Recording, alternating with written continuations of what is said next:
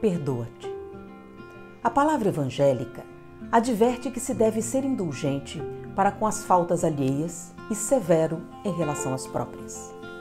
Somente com uma atitude vigilante e austera, no dia a dia, o homem consegue a autorrealização. Compreendo que a existência carnal é uma experiência iluminativa.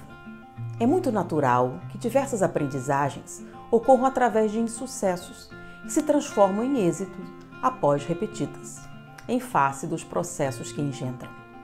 A tolerância, desse modo, para com as faltas alheias não pode ser descartada do clima humano e social. Sem que te acomodes à própria fraqueza, usa de indulgência para contigo. Não fiques remoendo o acontecimento no qual malograste, nem vitalizes o erro através da sua incessante recordação. Descobrindo-te em gravame, reconsidera a situação, examinando com serenidade o que aconteceu e regulariza a ocorrência. És discípulo da vida em constante crescimento. Cada degrau conquistado se torna patamar para novo lucro. Se te contentas estacionando, perdes oportunidades excelentes de libertação. Se te deprimes e te amarguras porque erraste, igualmente atrasas a marcha. Aceitando os teus limites e perdoando-te os erros, mais facilmente treinarás o perdão em referência aos demais. Quando acertes, avança, eliminando receios. Quando erres, perdoa-te e arrebenta as algemas com a retaguarda, prosseguindo. O homem que ama a si mesmo se ama, tolerando-se e estimulando-se a novos e constantes cometimentos, cada vez mais amplos e audaciosos no bem. Eu amo muito essa mensagem. A linguagem da Joana de Ângeles é um espetáculo. A explicação para o funcionamento é fantástica. Quando a gente fala sobre não estacionar no erro, toda a experiência, ela passa por uma fase de exercício. Então, muitas vezes, o que você acha um fracasso é um exercício que não produziu o resultado esperado. Mas se você fica remoendo, você perde a dinâmica necessária para crescer. Existe uma pesquisa que eu achei extraordinária, falando a respeito do sucesso e do fracasso em termos de atividade cerebral. O que significa fracasso? E nisso eu não estou dando um juízo de valor sobre o que você conseguiu, tá? Sucesso e fracasso é relativo ao que você espera. Por exemplo, para algumas pessoas, o sucesso é uma carreira, para outras é um jardim, para outras pessoas, ou seja, o sucesso e o fracasso não têm o mesmo significado para todas as pessoas.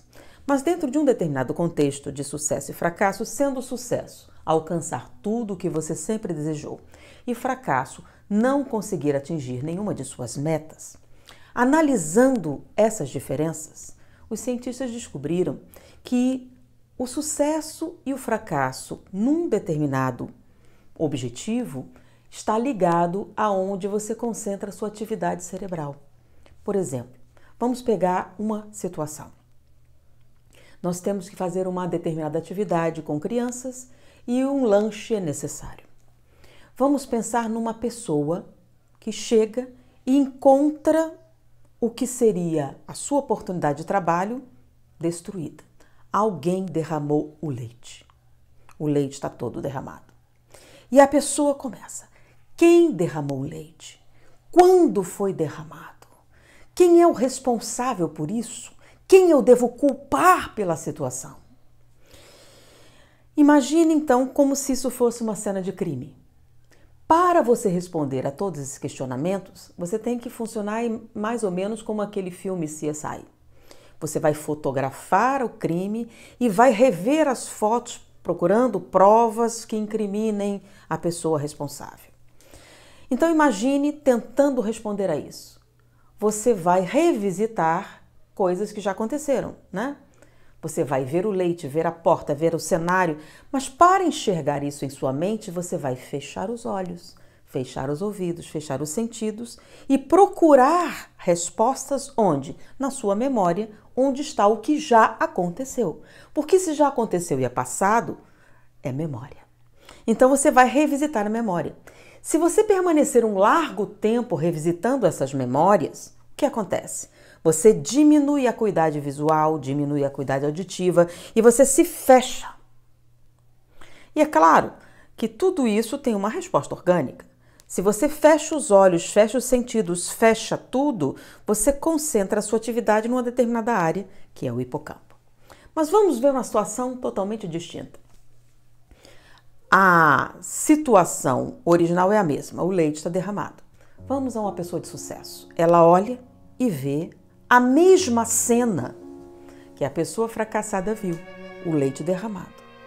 E aí ela pergunta, não quem derramou ou quem é o responsável, sim, meu Deus, o leite derramou. O que posso fazer para resolver o problema? Como saio desta situação? O que devo fazer para alterar esse cenário? Só que nenhuma dessas respostas está no passado.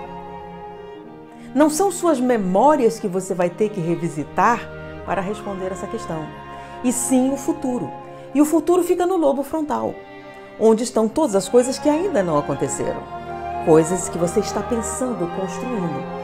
Então, quando você coloca esse tipo de questão, você concentra a atividade onde? No lobo frontal, onde estão as coisas que não aconteceram, que estão sendo construídas. O lobo frontal é uma área que consome uma grande quantidade de energia e você aumenta muito a atividade nessa área quando você está se projetando no futuro. Só que o futuro tem algumas ramificações. Como é algo que ainda não aconteceu, mas pode acontecer, ao mesmo tempo em que você constrói tudo isso, você também ativa o movimento. Por que ativa o movimento? Porque sua decisão vai definir algo que você fará, ou seja, ação. Futuro é ação, passado é lembrança. Então, quando você concentra sua mente na ação, você acelera seu metabolismo, você aumenta a circulação nas áreas musculares, você movimenta a sua vida. Quando você fixa a sua vida no passado, você estaciona. Quando você fixa a sua atenção no futuro, você se move. Qual é a situação que lhe trará maior progresso? Lembrar o passado ou pensar no futuro? Não estou dizendo não analisar os acontecimentos para aprender com o que aconteceu, mas é isso que você faz quando fica remoendo algo negativo? Então a mensagem da Joana é impecável. Fixe a sua mente no bem, no progresso, na luz, em tudo que ilumina, em tudo que faz crescer.